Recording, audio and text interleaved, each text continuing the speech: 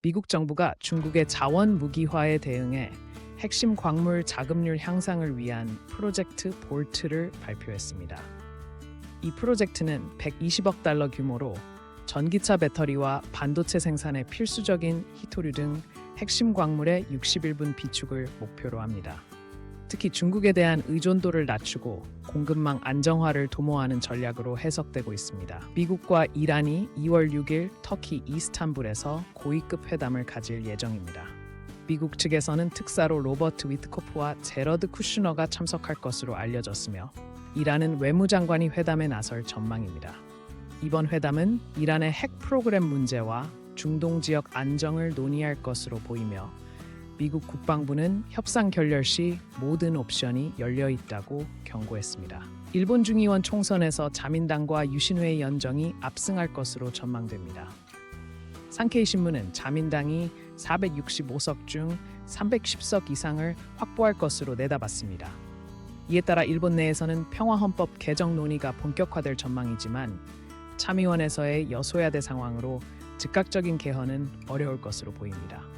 일본 열린여당 내에서 비핵 3원칙 재검토 움직임이 활발해지고 있습니다. 마이니치 신문 조사에 따르면 유신회 후보의 91%가 핵 공유 검토에 찬성한 반면 자민당 후보는 49%만이 찬성했습니다. 이에 따라 일본의 전통적인 비핵 정책이 변화할 가능성에 대해 논란이 예상됩니다. 베트남이 미국과의 군사협력 강화와 동시에 중국과의 무역 협상을 진행하는 양면 전술을 펼치고 있습니다. 베트남 국방부 문서에는 중국에 대한 억지력 강화 필요성이 명시되었지만 정부는 공식적으로는 반중 동맹 가입 의사가 없음을 강조하고 있습니다. 이는 지역 패권 경쟁 속에서의 균형 외교 전략으로 분석됩니다. 러시아의 우크라이나 침공이 2주년을 맞이했지만 전황은 여전히 교착 상태입니다. 최근 도네츠크 지역에서 격전이 벌어졌으나 양측 모두 결정적 진전을 이루지 못하고 있습니다.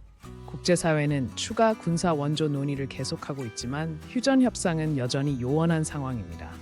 유럽연합이 2035년부터 내연기관차 판매를 전면 금지하는 법안을 최종 승인했습니다.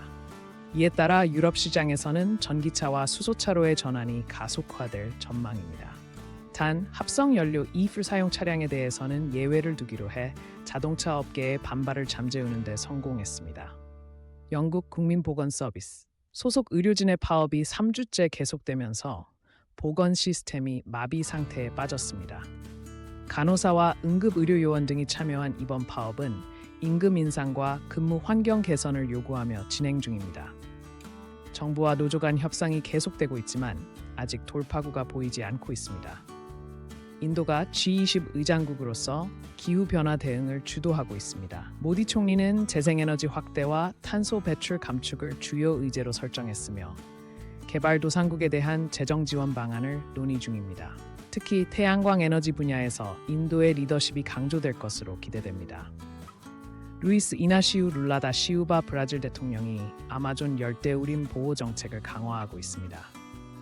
신정부는 산림 벌채 단속을 강화하고 국제사회와의 협력을 통해 지속 가능한 개발 모델을 구축할 계획입니다. 이는 지난 정부와 대비되는 정책 변화로 환경단체들의 지지를 받고 있습니다.